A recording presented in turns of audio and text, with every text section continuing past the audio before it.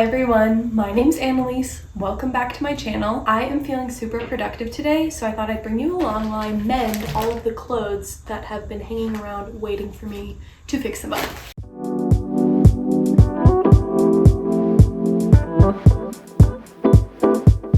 Now, I'm not an expert by any means, but I do know how to hand sew. I can't do anything with a sewing machine. Don't know how to use it, but all of these repairs require hand sewing and mending, so we're going to start with the easiest ones first and work our way up. I have a poppy, I have my computer, I'm going to watch some Netflix while I do this. Let's get started. If you watched my closet cleanup video, then you'll know that I had some things that I decided to keep because I really love them, but they're just not quite where they need to be. So that's basically what this pile is. It's stuff that I love, but it just needs to be tweaked a little to make it more wearable for me and my lifestyle. And the first piece that we have is this little Lululemon shirt. I thrifted this mainly because I'm kind of a fabric snob, and this was a silk blend. It's a workout shirt and it is just unbelievably soft. I think it's got 30% silk. You know, the color isn't really anything special, but the only time I'm going to be wearing this is when I'm in the gym or doing something active. So I don't really mind that. The tie-dye is kind of cute, but it's just kind of frumpy overall. So I think what I'm going to do is just crop it. I have a pair of fabric scissors and I'm just going to eyeball it, so hopefully this goes well.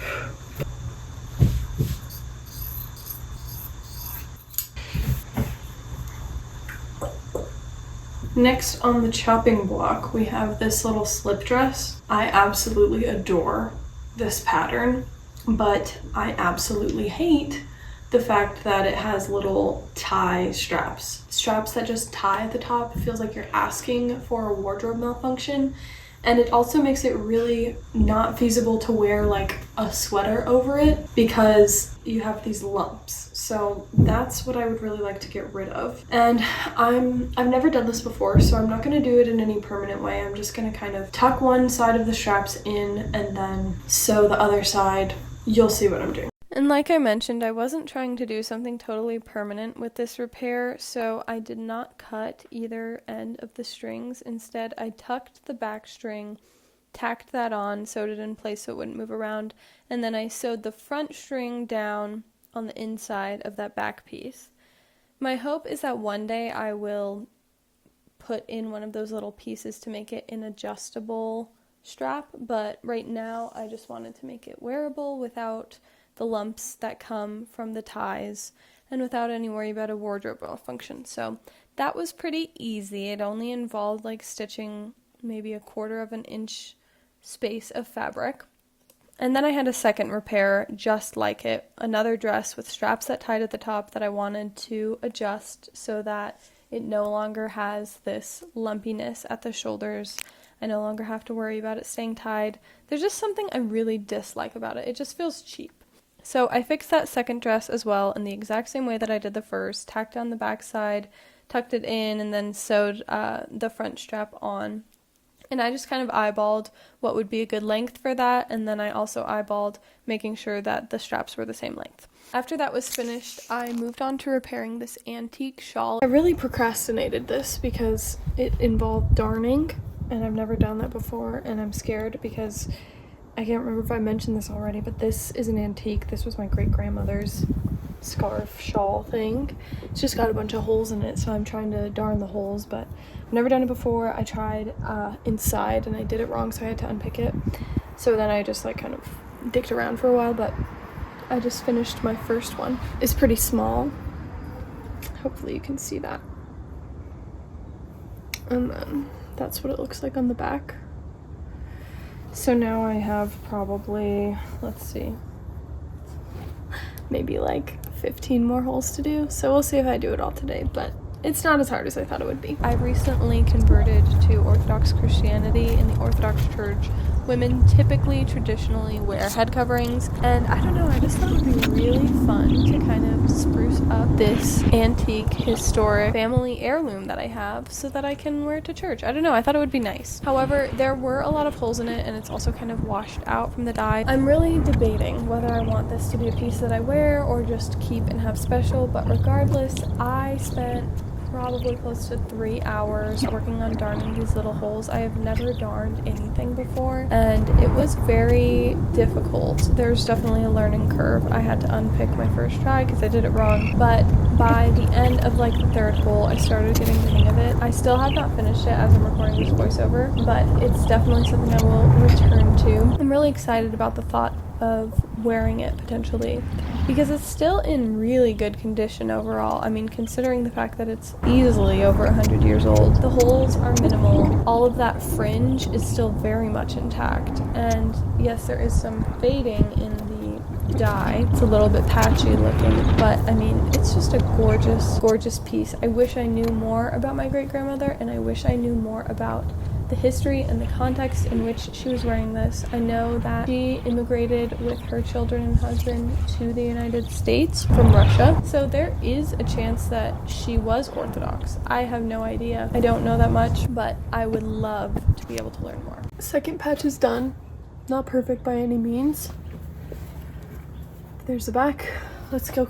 Hey everybody, I was planning to just make that mending video its own thing, but now I'm thinking that I might as well do a vlog because today might be the last day that I have to have my boot on. If you don't know, I broke my foot at the beginning of this year. I got a boot on in like February and I haven't been able to walk since then, so as long as the x-ray looks good, I should be good to walk again, and I'm really freaking excited about that. My appointment is first thing in the morning, and if I get cleared to walk and stuff, I am going to deep clean my entire house. It definitely needs it. I just haven't been able to do all the things that I normally like to do. Oh my gosh, the thought of being able to walk again. Like, I'm excited to do laundry and vacuum. It's the little things, really. But interestingly, my neighbor, his wife deals with a lot of health problems, and he gave me these magnets because apparently magnets are sometimes used in homeopathy, like really strong ones, and they speed up the healing process. I don't know anything about it, but I figured it can't hurt. So right now I currently have magnets on my sock right around the foot area because I'm like, you know, maybe it'll speed up the healing process, and even if it doesn't, I don't think a magnet's gonna do anything negative to me. So anyway, I'm super excited for what tomorrow has in store. Also, if everything goes according to plan, we will be having a painting party in my mom's basement. My husband and I will be moving in with my mom come June because our lease is up here. They're selling this house, so we can't renew, and my husband and I have plans to travel in the next year or two, so moving back in with my mom will allow us to save a lot of money, and as part of that we are remodeling her basement, or renovating, I don't know what the best word is, but we are painting, putting in new flooring, and then just generally sprucing the place up. So that is kind of the first priority to get done before our lease is up. So far I haven't been able to help with hardly anything because I've had to stay off my foot, but fingers crossed it goes well tomorrow and I'll be able to help with the painting and a lot more stuff going forward. I'm also going to be able to go back to work this week or next week. I provide childcare for a family, and obviously I haven't been able to do that with my foot. The kids are at an age where it's like not feasible at all. Not that it's ever really feasible, but I'm super excited to be back to that. They're at such a fun age right now and things are looking up, so I think this will be a really nice spring vlog. Good morning everybody. Today is a very big day. I am most likely getting my boot off. I broke my foot a month ago. No,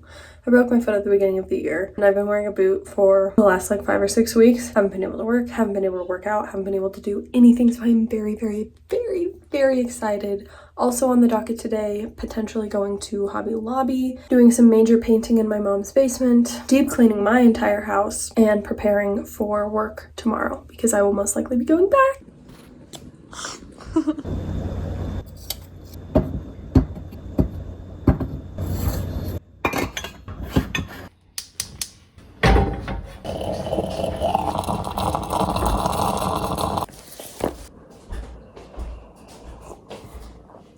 My husband makes the best coffee. Good news, everybody. I can walk again. I still have to keep wearing my boot for like another week, but the doctor said that everything is looking good and healing properly. So I am so thankful. I'm so thankful for that. I just stopped in Hobby Lobby and I got some dye fixative, and then some dye remover because I have a feeling it will come in handy. But we're gonna go home and get some things done because I can finally walk around. I am so elated. All right.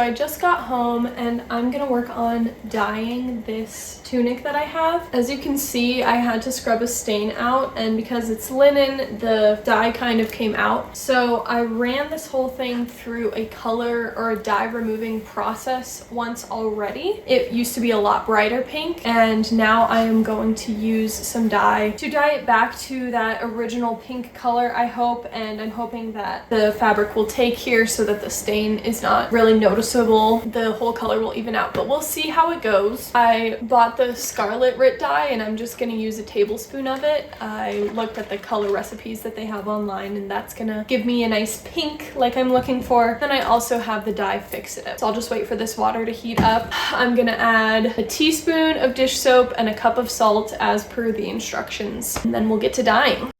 While I waited for the water to boil, I decided to be a little bit productive, and I emptied the dishwasher and put away all the clean dishes that we had. This is the first dye project like this that I've ever really done before, and I'm super excited because the one time that I did do a dye project before, I didn't really read the instructions that well, specifically with the color fixative, and I didn't heat it up and put it in the color fixative the proper way that you're supposed to, and the dye really did not take that well. So my first attempt at dyeing was kind of a fail. This time I'm going to be super diligent about the instructions and make sure to go about everything in the right way. But it's great to do this while cleaning the house or something else because it's kind of a time-consuming process. There's a lot of like in-between waiting time, if that makes sense. All right, our water is boiling.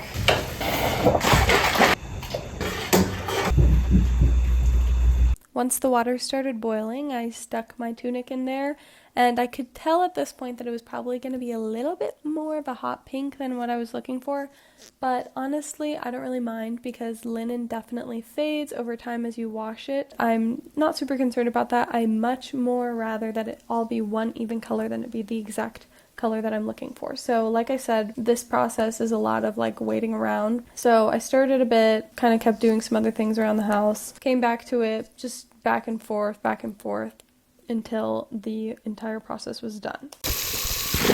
After I let this bad boy cook for like 30 minutes, it was time to rinse it out, and the instructions specifically said to rinse until the water ran clear. But before I even did that, I refilled my pot and put it back on the stove to boil because the dye fixative requires hot water as well. So the pot goes on the stove. So the pot goes back on the stove, and then I got to work rinsing this out with cold water. It took like probably half an hour to just rinse continually until the water finally ran clear. And I did. I kept going and kept scrubbing until all of that dye came out, and then I stuck it right back in the water with that dye fixative once it started boiling again.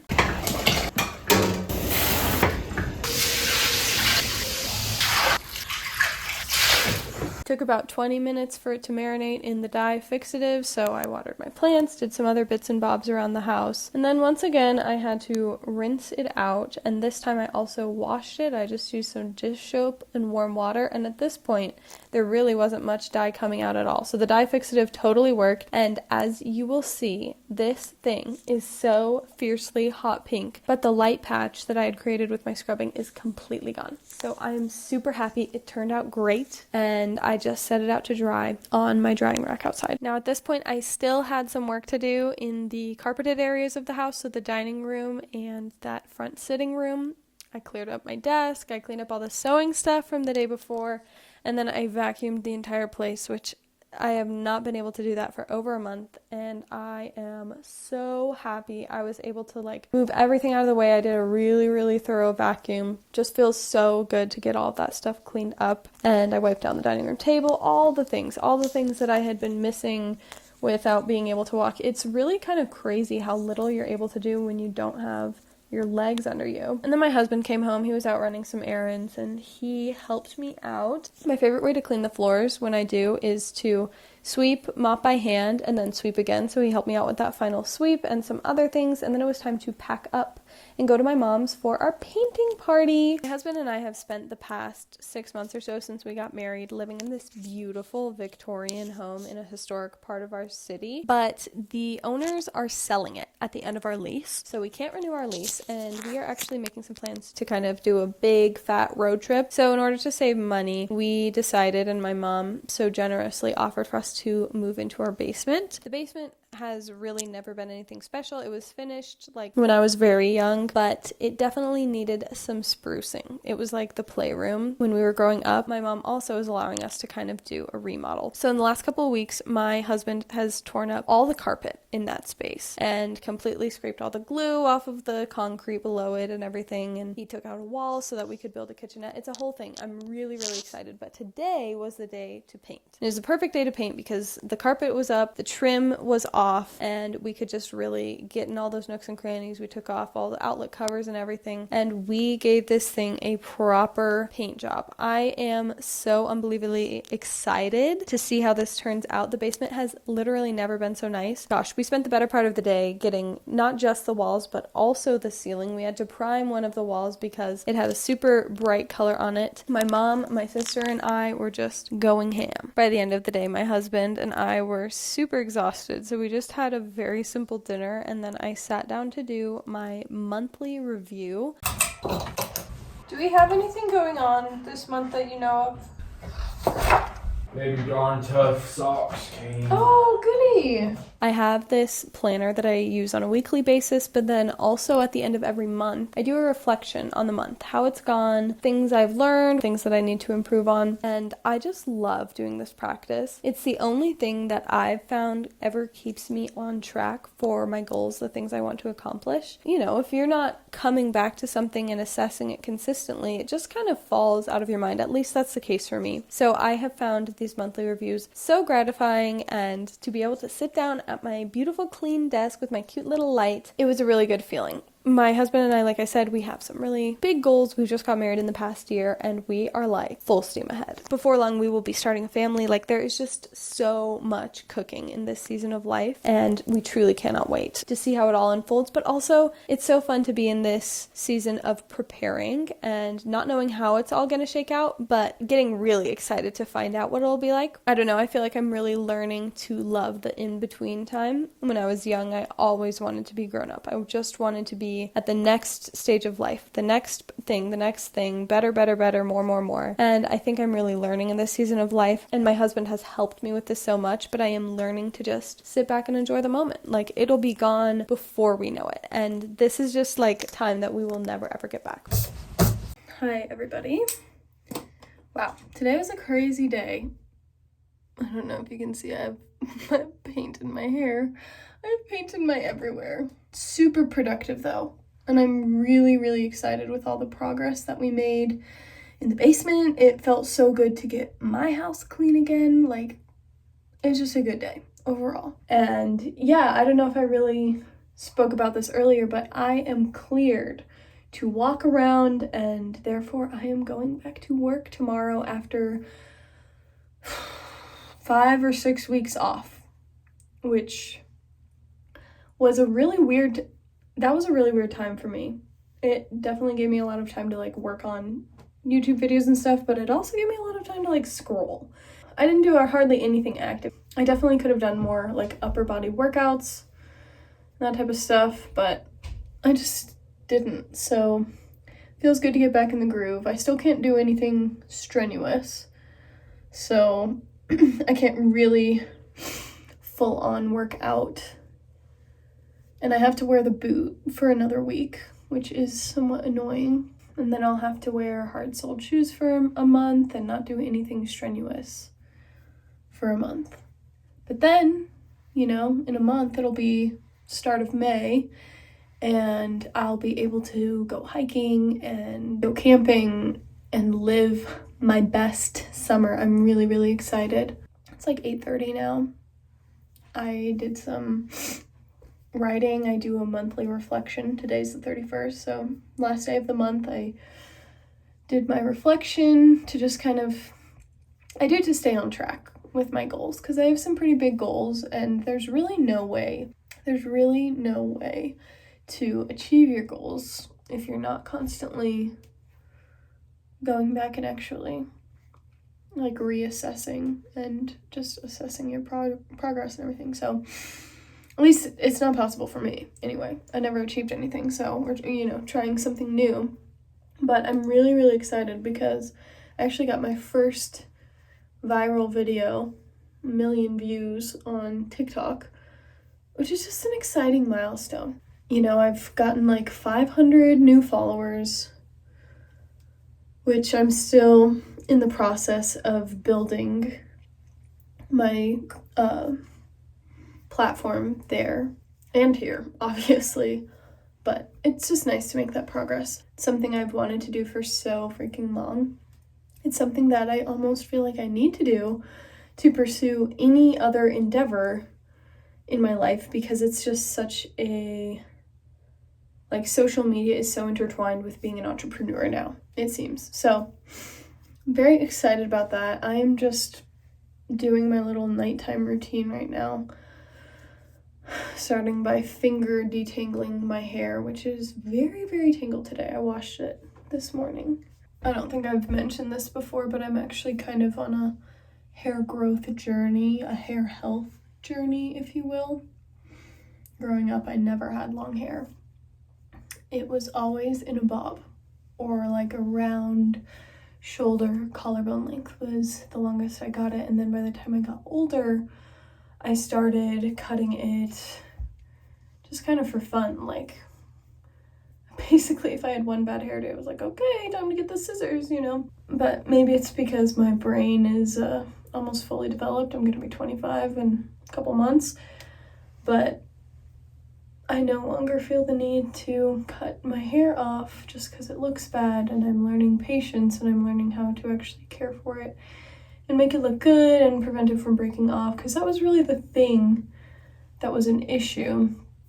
And it still is somewhat of a problem with my hair now, but even if my hair grew long, there was just like, you could just see breakage frizzing out the entire length of it, which it's definitely not perfect now by any means, but I'm working on that a lot. And I've been oiling my scalp and my ends, which that's the biggest thing for me, like for shiny hair and for keeping my hair from being frizzy, is like the deep oiling. So last night I like oiled my entire head from the scalp all the way down to the ends, just totally saturated it, braided it, slept in a silk bonnet, and now today my hair looks like this. I'm also in the process of growing my bangs out, but I'm not gonna lie, I'm really loving the like little side bang moment. Yeah, so I have a lot of projects. I have a lot of projects, kind of a lot of plates spinning right now, because I'm making this vlog, which is going to be pretty in-depth, and then all the things that I did in this vlog, which you saw, I'm still working on darning my great-grandma's shawl, and I did basically finish the project with that pink tunic, the linen one. Cleaned my whole house, but then we also have the entire basement remodel going, but that is just an ongoing process, really. So yeah, now I'm just brushing my hair now that I got all the big snags out of it. And I always consider myself a blonde deep down in my heart of hearts, because I was blonde growing up, and I do consider this to still be blonde, but you know, it really gets people riled up when you say you're blonde and it's this color. But I'm speaking my truth. Whatever it is, I really like my natural hair color. It's almost like reddish as well. Like my husband is a ginger, and some of the more dull parts of his hair that aren't super bright gingery orange are really similar to mine. But I recently learned that that's because the light hair gene is just one gene. Whether you have light brown, whatever you call this, super light blonde, ginger, auburn, strawberry blonde, all of that comes from the same gene, and it like expresses itself in different ways. So we really do technically all have the same hair color if it's light, and then if it's dark, that's all the same hair color too, genetically speaking. I don't know, maybe that's a gross oversimplification. I have no idea. Yeah, I can make an entire video dedicated to my hair routine. I kind of want to wait until I have a little bit more to show for my efforts, but it's been a crazy road. So now that that is all detangled, and I use this serum every night, Kerastase, whatever this is, 8-hour magic night serum. I literally just do one pump, and then I will put it on my fingertips and do one hand on one side and one hand on the other. Try to focus on the ends, but I definitely have breakage on the lengths of my hair, so try to kind of use it on that stuff as well. And then I brush it through just to really spread it evenly. And then I just do some argan oil. Again, focus it on my ends. And then brush it through. Okay. Then I braid it. I sleep with my hair in a braid every night. I had this whole fiasco like a year and a half ago. My hair was like basically the same length it is now, the best it had ever looked. And then I started sleeping with it in a bun at night. And that just gave me this like ring of damage all the way around my head, right around here.